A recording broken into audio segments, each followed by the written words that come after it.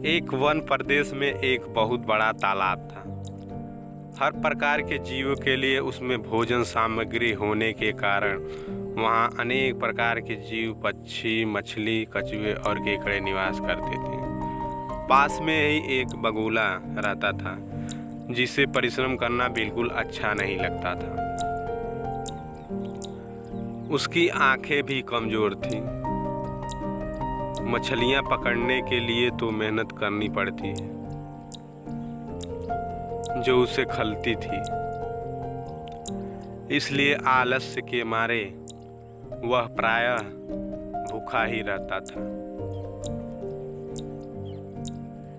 एक टांग पर खड़ा यही सोचता रहता कि क्या उपाय किया जाए कि बिना हाथ पैर हिलाए रोज भोजन मिले।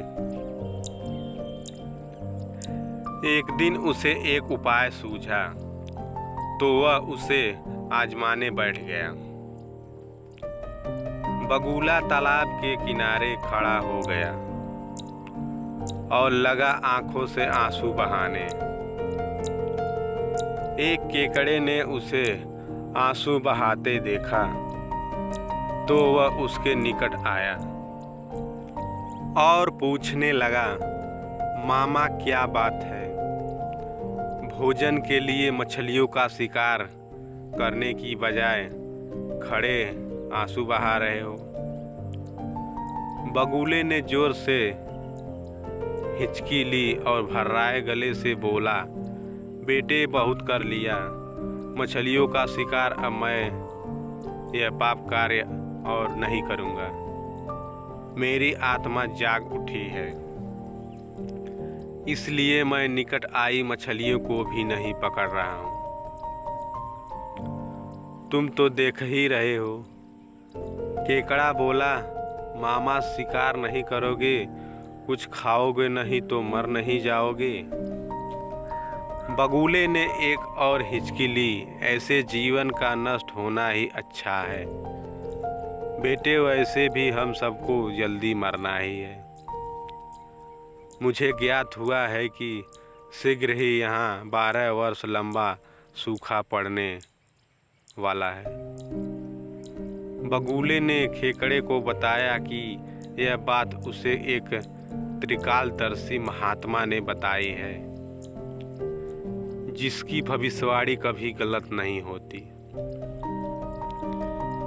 केकड़े ने जाकर सबको बताया कि कैसे बगुले ने बलिदान व भक्ति का मार्ग अपना लिया है और सूखा पड़ने वाला है। उस तालाब के सारे जीव, मछलियाँ, कछुए, केकड़े, बत्तख व सारस आदि दौड़े दौड़े बगुले के पास आए और बोले, भगत मामा अब तुम ही हमें कोई बचाव का रास्ता बताओ। अपनी अकल लड़ाओ, तुम तो महाज्ञानी बन ही गए हो। बगुले ने कुछ सोचकर बताया कि वहाँ से कुछ कोस दूर एक जलाशय है जिसमें पहाड़ी झरना बहकर गिरता है। वह कभी नहीं सूखता। यदि जलाशय के सब जीव वहाँ चले जाए तो बचाव हो सकता है। अब समस्या यह थी कि वहाँ तक जाया कैसे जाए। बगुले भगत ने यह समस्या भी सुलझा दी। मैं तुम्हें एक एक करके अपनी पीठ पर बिठाकर वहाँ तक पहुँचा दूंगा, क्योंकि अब मेरा सारा शेष जीवन दूसरों की सेवा करने में ही तो गुजरेगा। सभी जीवों ने गदगद होकर बगुला भगत जी की जय जय के नारे लगाए। अब बगुला भगत के पाँव बाहर हो गई। वह रोज एक जीव को अपनी पीठ पर बिठाकर ले जाता और कुछ दूर ले जाकर एक चट्टान के पास जाकर उसे उस पर पटक कर मार डालता और खा जाता। कभी मूड हुआ तो भगत जी 2 फेरे भी लगाते और 2 जीवों को चट कर जाते। तालाब में जानवरों की संख्या घटने लगी।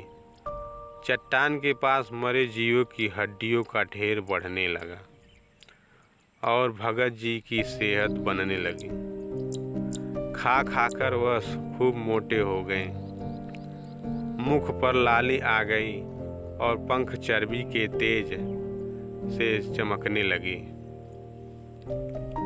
उन्हें देखकर दूसरे जीव कहते, देखो दूसरों की सेवा का फल और पुण्य भगत जी के शरीर को लग रहा है। बगुला भगत मन ही मन खूब हंसता। वह सोचता कि देखो दुनिया में कैसे कैसे मूर्ख जीव भरे पड़े जो सबका विश्वास कर लेते। ऐसे मूर्खों की दुनिया में थोड़ी चालाकी से काम लिया जाए तो मज़े ही मज़े हैं। बिना हाथ पैर हिलाए खूब दावत उड़ाई जा सकती है। बहुत दिन यह क्रम चला।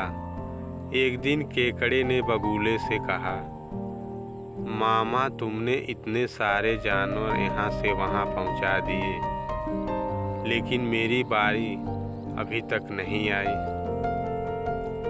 भगत जी बोले, बेटा आज तेरा ही नंबर लगाते हैं,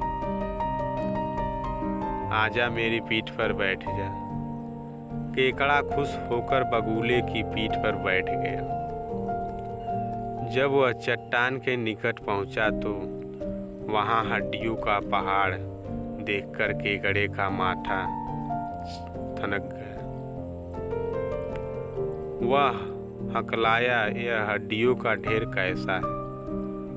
वह जलाशय कितनी दूर है?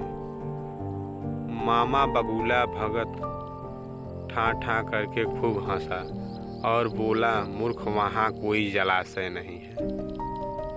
मैं एक एक को पीठ पर बिठाकर यहाँ लाकर खाता रहता हूँ। आज तू मरेगा। केकड़ा सारी बात समझ गया। वह सिंहर उठा परंतु हिम्मत न हारी और तुरंत अपने पंजों को आगे बढ़ाकर उनसे दुष्ट बगुले की गर्दन दबा दी और तब तक दबाए रखी जब तक उसके प्राण पखेरु न उड़ गए। फिर केकड़ा बगुले भगत का कटा सिर लेकर तालाब पर लौटा और सारे जीवों को सच्चाई बता दी कि कैसे दुष्ट बगुला भगत उन्हें धोखा देता रहा। इसलिए कहा जाता है कि किसी भी बातों पर चुपचाप आंख बंद करके विश्वास नहीं करना चाहिए। मुसीबत में धीरज और बुद्धिमानी से काम लेना चाहिए। दोस्तों, यह कहानी अच्छी लगी हो तो वीडियो को लाइक और चैनल को सब्सक्राइब करना ना भूलें। जय हिंद।